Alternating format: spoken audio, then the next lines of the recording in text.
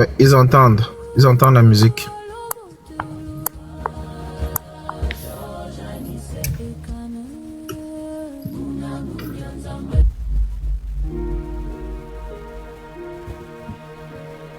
Cet homme voulait être enterré à Bafoussam. Il est enterré ailleurs. Il voulait que son parti organise ses obsèques. Ce sera quelqu'un d'autre. Il voulait reposer près d'Ernest Ouandier, son modèle. On lui a refusé jusqu'à ça. Anicet Ekan s'est battu 50 ans pour le Cameroun. Il aura suffi de 6 mois après sa mort pour que tout lui échappe. Comment? Et surtout, à qui profite le crime? Dérévo, le volume, s'il te plaît. Est-ce que tu peux augmenter le volume? En commentaire, ils disent d'augmenter le volume. Donc, ne vous dit rien, c'est normal. Anicet Ekan n'a jamais cherché les caméras. Il cherchait autre chose. La libération du Cameroun, toute sa vie. Quand d'autres se taisaient sous le parti unique, lui parlait. Et il payait. Quand le Cameroun s'embrasait pour le multipartisme, il était en première ligne. Pas dans les studios, sur le terrain. Quand l'opposition se divisait, se vendait, s'épuisait, lui restait. Le Manidem avec lui. Lui avec le Manidem. Le régime RDPC le connaissait parfaitement. Mieux que le grand public. Et c'est pour ça qu'il ne l'a jamais lâché. Pendant 40 ans, Anicet Ekan est passé entre les mailles du filet. En 2025, le filet s'est refermé. Juillet 2025. Anicet Ekan prépare un coup que personne n'a vu venir. Son parti, le Manidem, va porter la candidature de Maurice Kamto à la présidentielle. Le régime ne le découvre que la veille de la clôture des candidatures. La riposte tombe, immédiate, grossière. On invalide la candidature. Motif? Ekan ne serait pas le président du Manidem. Pourtant, sur le site officiel du ministère de l'administration territoriale, son nom y figure. Ekan ne renonce pas. Il pivote.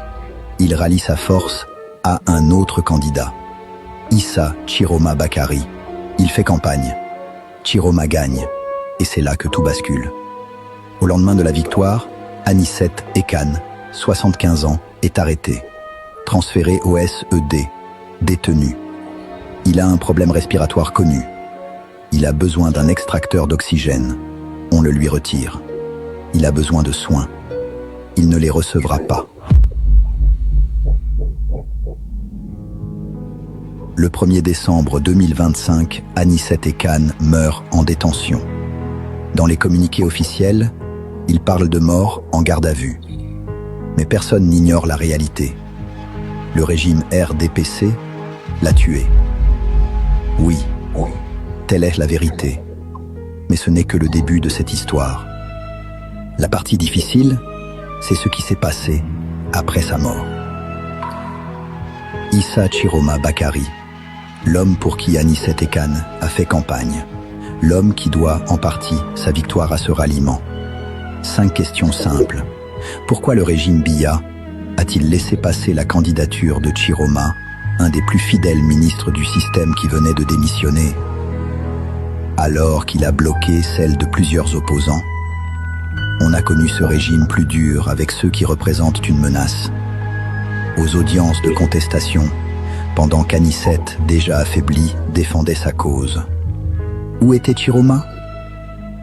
Dans la salle, à retrouver d'anciens amis. Chiroma s'est présenté devant la plateforme Union pour le changement 2025.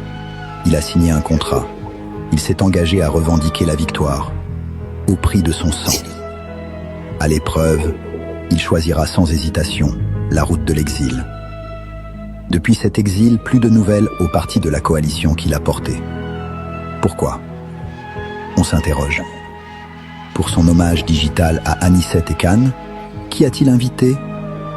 2 fils du défunt, un militant démissionnaire du Manidem, des amis supposés. Et qui a-t-il oublié? La veuve Ekan, sa sœur Marianne, les cadres du Manidem, Henriette Ekwe, Sam Mbaka, les compagnons connus. Les vrais. Étrange hommage, où les plus proches ne sont pas conviés. Lors de cette émission trouble, Chiroma lui-même va livrer, sans le vouloir, un indice. Anicet, chaque fois qu'il venait me voir, quand j'étais ministre de la communication, Il me dit Chiroma, tu es probablement l'un des plus grands manipulateurs de l'histoire. C'est comme ça qu'il m'appelait, le plus grand manipulateur. Anicet le savait. Anicet le disait.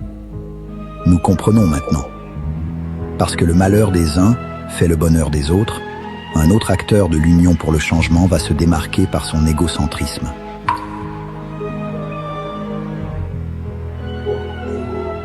Diokham Tchameni connaissait Anicet Ekan depuis les années 90.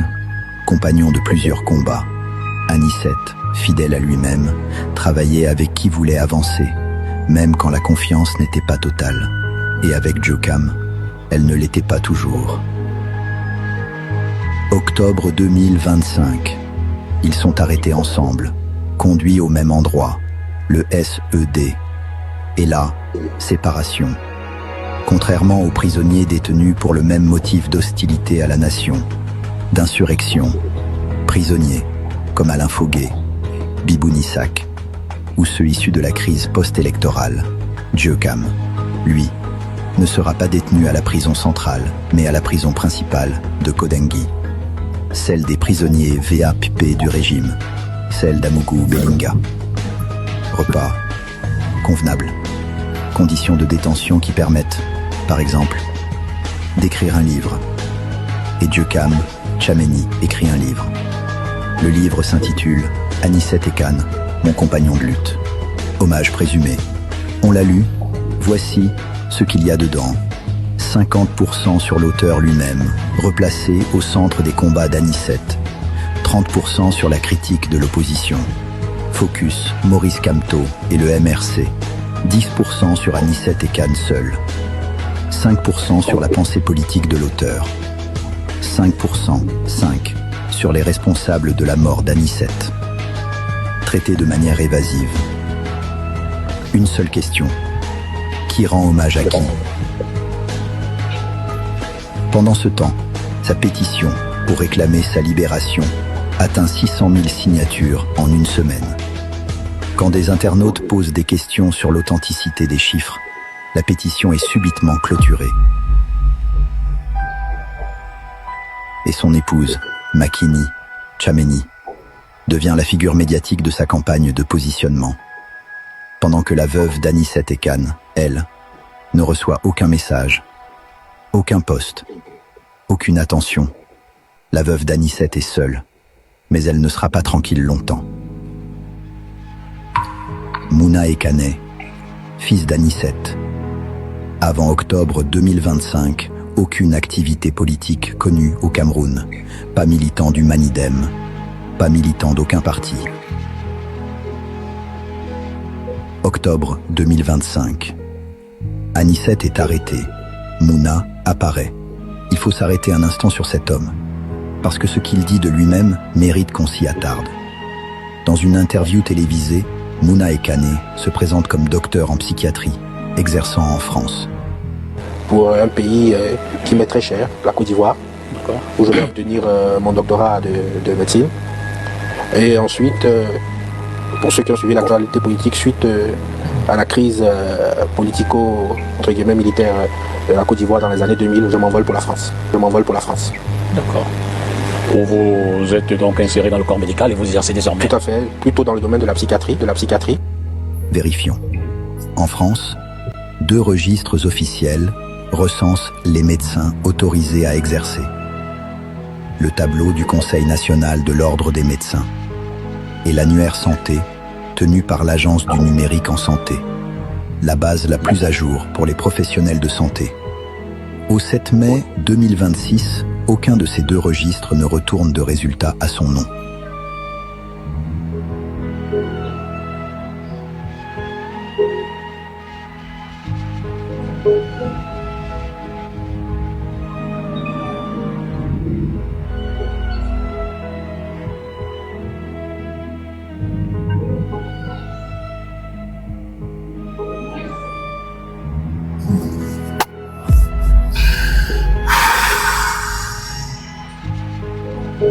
Par ailleurs, sur les réseaux sociaux, son nom apparaît rattaché publiquement à une page consacrée non pas à la psychiatrie, mais à la gynécologie. des gens qui font du faux et usage de faux. Hein. 3 questions. Où exerce-t-il et sur quoi? Pourquoi un homme qui dit publiquement être médecin en France depuis des années n'apparaît dans aucun des registres officiels qui recensent ces médecins? Et pourquoi la spécialité affichée à la télévision ne correspond à aucune trace publique de son activité? On laisse les autorités professionnelles compétentes apporter les réponses qui s'imposent. Mais retenez ceci. L'homme qui s'apprête à parler au nom d'Anicet Ekane a signé des documents, à s'opposer au parti de son père et à attaquer sa propre famille en justice. Cet homme, on ne sait pas exactement qui il est.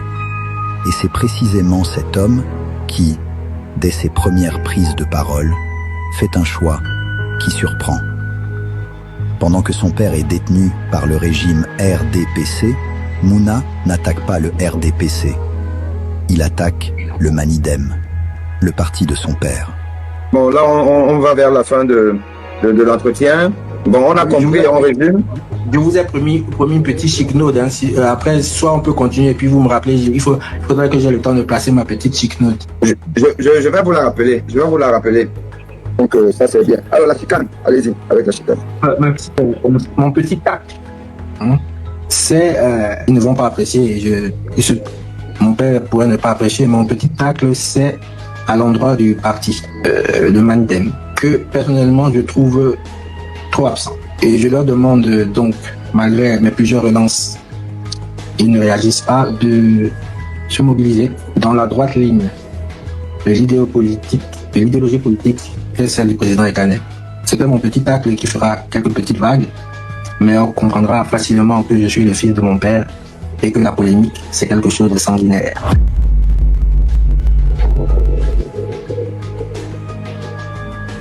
Pourquoi attaquer publiquement le parti pour lequel son père est en train de mourir? Quelques semaines plus tard, Mouna signe des communiqués en tant que secrétaire général de l'Union pour le changement 2025. Plateforme dans laquelle il n'apparaît jamais pendant la campagne. Ce poste n'existe pas dans l'organigramme officiel. Le secrétariat administratif national est tenu par le docteur Kaptué. Question simple. Qui a nommé Mouna Ekane? Quand? Selon quelles règles? Cela rappelle étrangement un autre dossier camerounais en cours. Celui où l'on veut remplacer le père par le fils, sans passer par les urnes, via la modification de la Constitution. Vient ensuite le procès. Mouna Ekane attaque en justice sa belle-mère, 7 de ses oncles et tantes, et le Manidem. Objet: organiser lui-même les obsèques de son père. Pourtant, Anicet Ekane avait été clair. La famille a un rôle secondaire dans mon deuil. La direction de la gestion de mon deuil appartient au parti. Je suis formel. Mes enfants vont y travailler, mais la direction, je répète, est de l'ordre du parti. Les enfants Ekane changent d'avocat. Le nouveau cabinet, Enonchong Chambers. Un nom qui nous fait penser à Rebecca Enonchong, soutien d'Issa Chiroma. Bizarrement, ce cabinet d'avocats sera absent quand il s'agira de la défense des prisonniers politiques de 2025. Malgré les volontés fermes du défunt, le procès est gagné. La dernière question, la plus simple, la plus dérangeante. À qui profite qu'Anicet Ekane ne soit pas enterré là où il voulait? À qui profite que son parti soit exclu de ses obsèques? À qui profite que sa mémoire soit confisquée à ceux qui ont marché avec lui? Que chacun réponde selon sa propre lecture des choses. Le 9 mai 2026, on a mis Anicet Ekane en terre. Pas à Bafoussam, pas par son parti, pas comme il voulait. On a enterré son corps. On a cru enterrer sa voix.